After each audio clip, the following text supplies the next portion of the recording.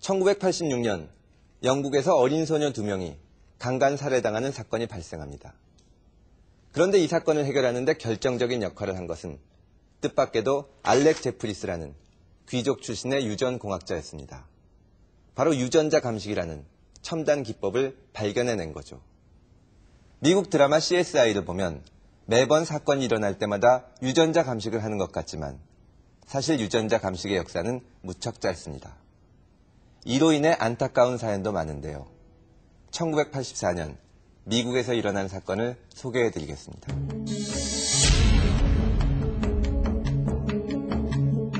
제니퍼라는 이름의 22살의 여대생이 괴한으로부터 강간을 당합니다.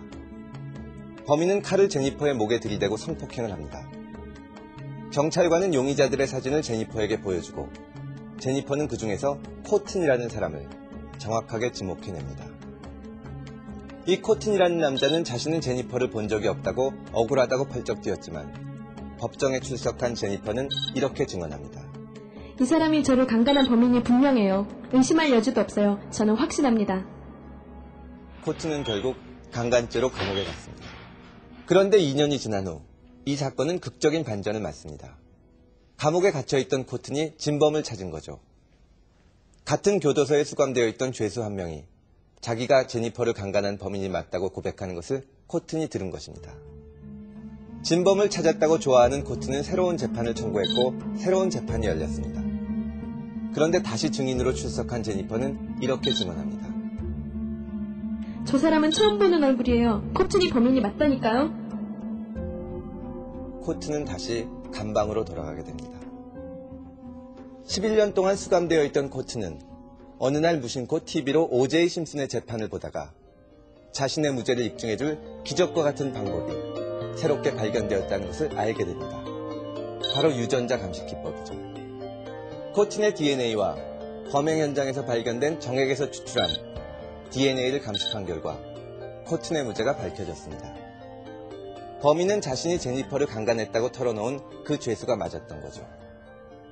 2번이나 코튼이 범인이 틀림없다고 증언했던 제니퍼는 엄청난 충격을 받았습니다. 자신의 잘못된 증언 때문에 억울한 사람이 11년이나 옥살이를 한 것입니다. 코튼이 강간범으로 몰렸을 때만 해도 유전자 감식법은 없었습니다. 수사 일선에서 유전자 감식이 일반적으로 행해진 것은 1980년대 후반에 이르러서입니다. 코튼과 같이 유전자 감식을 통해서 억울함이 밝혀진 사람이 미국에서만도 100명이 넘습니다. 그 중에는 사형 선고를 기다리고 있던 사람도 수십 명이나 됩니다. 목격자나 피해자가 착각을 하거나 잘못 기억할 수 있는 일이 의외로 많다는 사실에 사회 전체가 충격을 받았습니다. 법정에서 인간에 의해 이루어지는 판단이 저지를 수 있는 오류에 대해 다시 한번 생각해 볼 수 있는 사건이었죠. 11년간 억울하게 옥살이를 하고 석방된 코튼은 제니퍼를 용서하고 두 사람은 친구가 되었습니다. 코튼은 유전자 감식 때문에 석방되었으니 모든 게 다 은혜라고 생각된다고 합니다. 착각이 저지르는 판단의 오류, 비단 법정에서만 이루어지는 일은 아닐 겁니다. 진실은 보이는 것과 다를 수 있다는 것, 이것이야말로 변하지 않는 진리가 아닐까요?